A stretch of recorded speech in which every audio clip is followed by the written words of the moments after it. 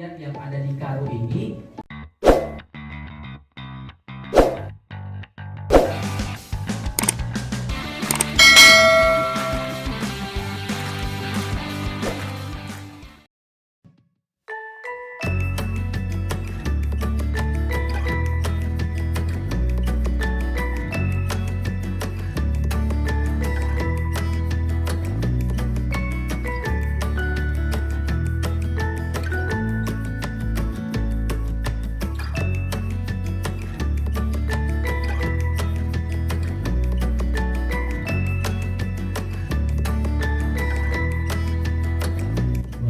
Sudah disambut di sekolah ini mulai dari di bulan Mei kalau tidak salah melalui Bapak Yustian. Selanjutnya di sini hadir Pak, ada ketua pelaksana. Selanjutnya nanti kita akan ada sesi foto bersama mungkin dalam skala terbatas, dan lalu kepada Bapak kami persilakan. Pertama kali kami di sini ya selaku dikatakanlah tuan rumah Madrasah Sanawiyah Negeri Karo, pertama kali mengucapkan ribuan terima kasih kepada bapak-bapak, ibu-ibu sekalian yang telah datang ya mengunjungi madrasah kami ini, bahkan memberikan ilmu kepada anak-anak kami ini.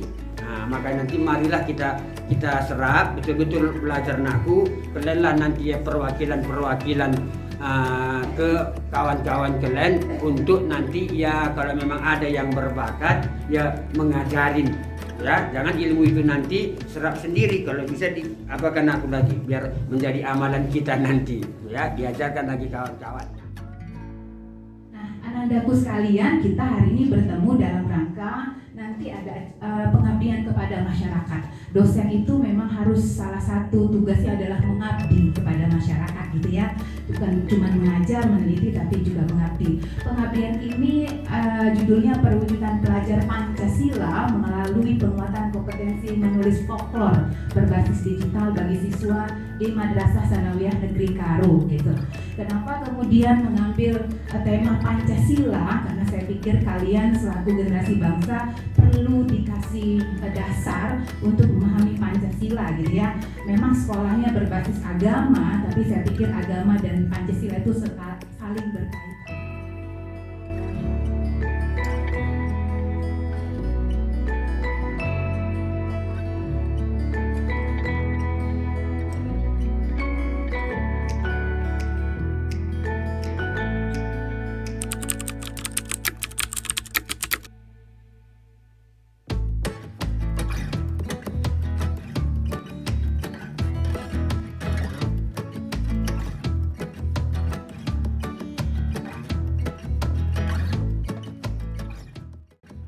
Ini Mandailing atau Toba?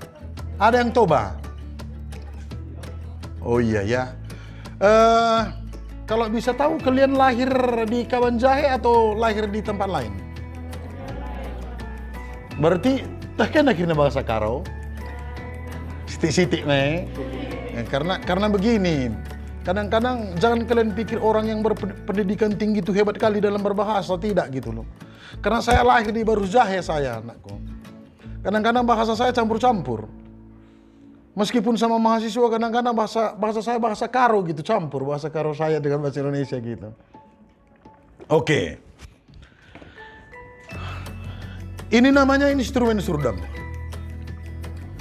Surdam ini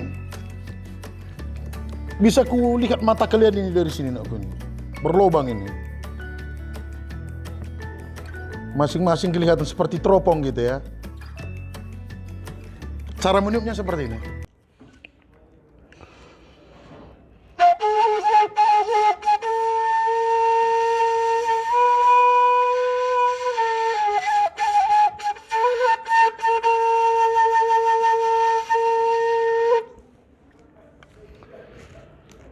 Kalau kalian perhatikan di gambar, ini salah satu teman kami dari seni rupa juga.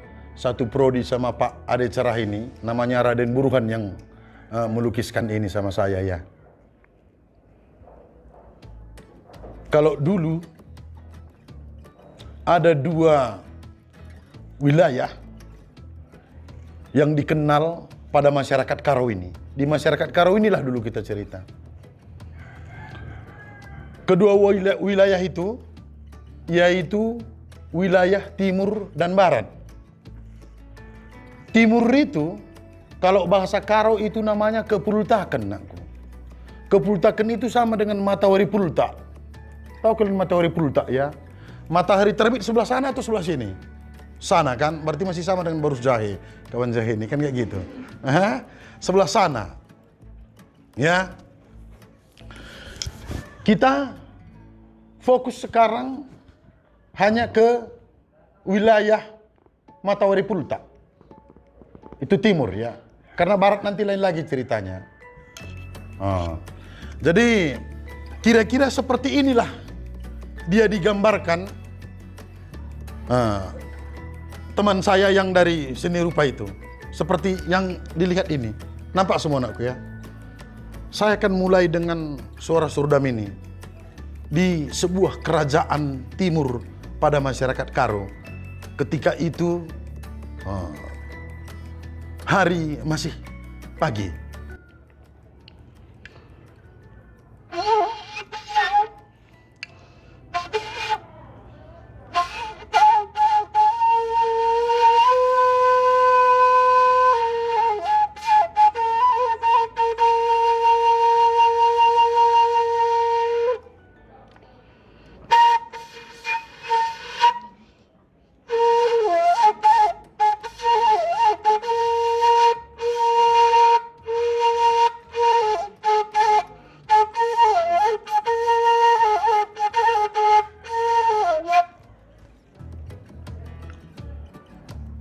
Sedikit karena kita datang dari Medan, posisi bibir ini rupanya ada perubahan setelah dingin aku.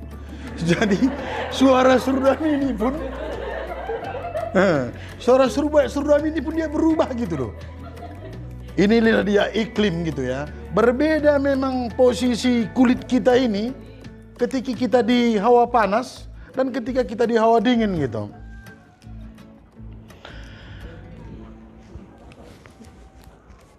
Cerita ini judulnya Kuda Si Tajur. Ya, ya, Kuda Si Tajur. Bagaimana orang Karo itu belajar tulisan dan bacaan gitu. Bagaimana masyarakat Karo itu dulu belajar sebelum mengenal bacaan dan tulisan.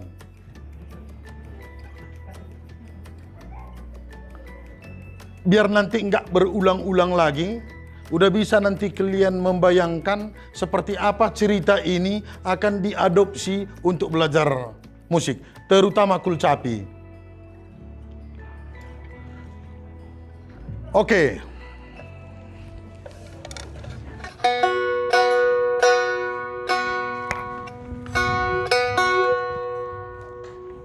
Coba ya anakku ya. Digambarkan hentakan kaki kuda itu dan peperangannya seperti ini.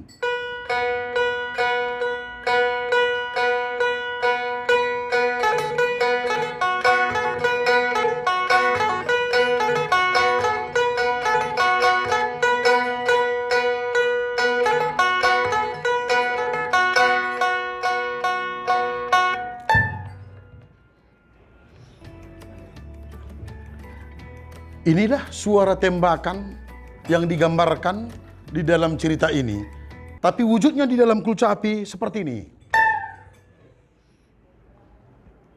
Yang pertama dia ditembak, tidak kena dirinya. Akhirnya dia kembali berlari sambil perang.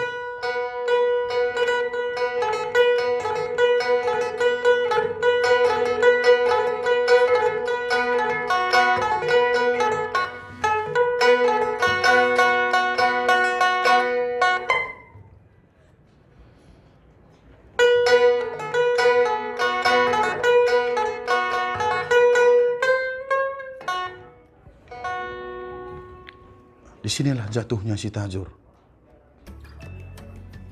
Begitu si Tajur jatuh, dia meninggal ketika itu. Dibawalah dia ke kampung halamannya. Dan perjalanan itu digambarkan seperti ini.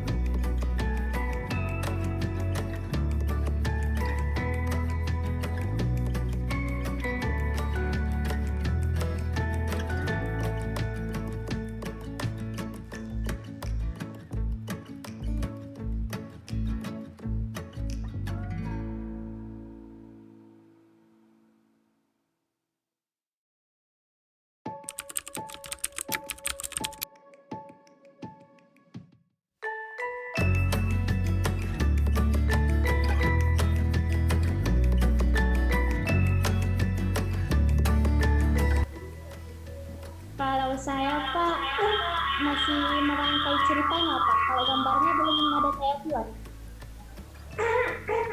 Artinya tokohnya juga belum ada ya, di sketsanya juga belum ya? Belum Pak.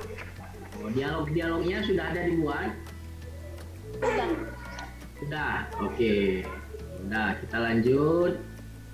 Si Diantri Saragi. Dialognya Pak. Ini gambarnya Pak. Dialognya boleh dibacakan, satu dialognya. Baru Sudah? apa Pak? Boleh dibaca? Udah baru dibaca Pak. Oke, nanti kita lanjutkan ya. Ya Pak. Sekarang si Fahreji Ramadan. Silakan Fahreji.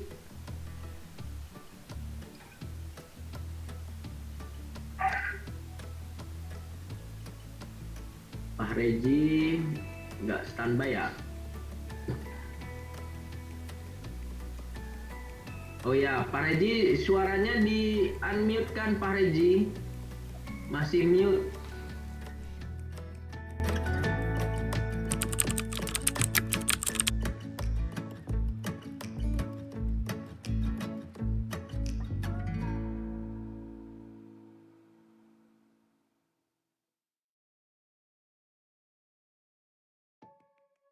Menggiting. Dan yang kedua, kita undang juga narasumber yang ahli kompetensi di bidangnya dari seni rupa, Pak Ade Cerah, untuk melatih anak-anak menulis komik. Dan nanti pada kegiatan ini